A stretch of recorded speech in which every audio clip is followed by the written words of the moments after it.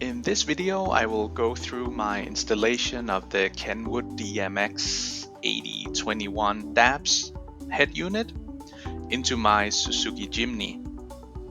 Now, I purchased the head unit from ARS24 in Germany mainly due to their great how-to videos.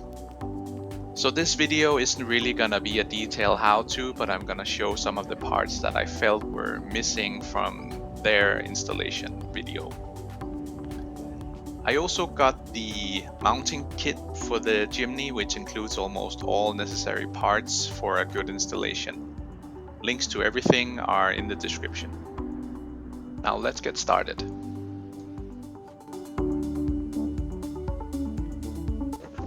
So do yourself a favor and install the fleece at the bottom of the head unit before you put everything together.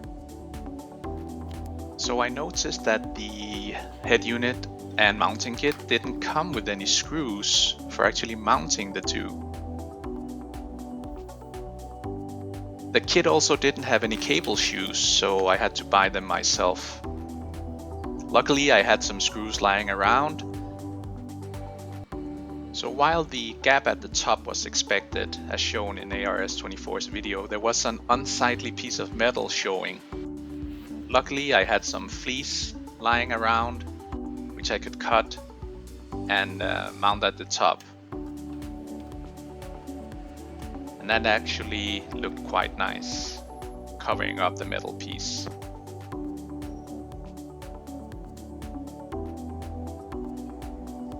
And while I was at it, I decided to also cover the gap at the top with a small piece of fleece, just to make it look uniform.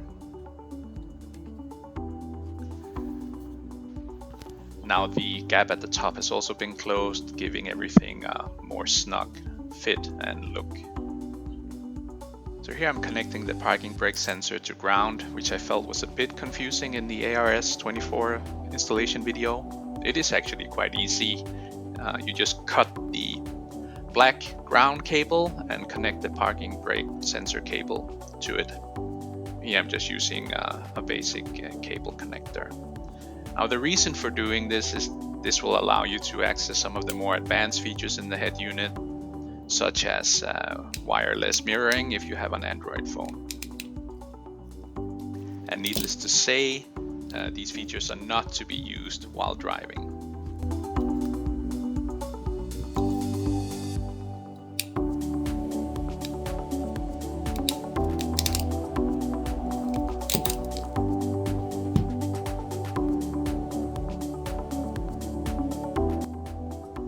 This head unit comes with a USB-C type connector, which also allows for fast charging.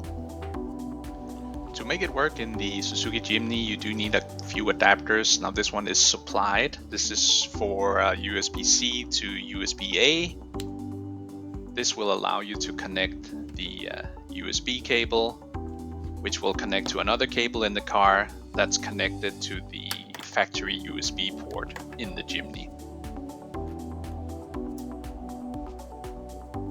Now the rest of the cable installation is basically as it is in the ARS24 installation video, so I recommend that you watch that.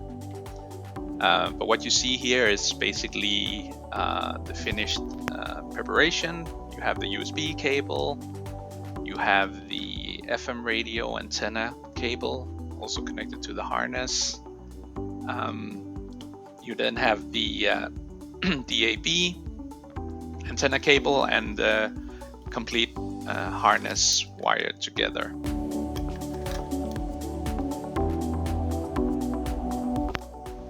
So let's bring this to the car and finish the installation.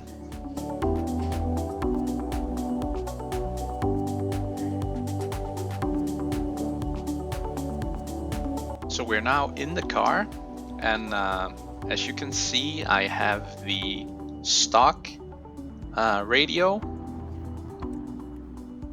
I did recently upgrade the speakers with a set also purchased from ARS24, and that set includes speakers for the door as well as tweeters that you mount in the door frame.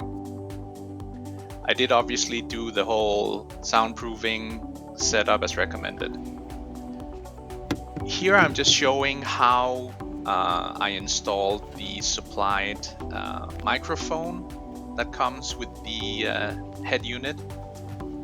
Now it is quite easy to install the cables for the microphone. I already had a dash cam, and the cable can run tucked up behind the canvas, behind the cover in the pillar, which is easy to remove. The cable then goes down into the glove box compartment and up behind the head unit itself.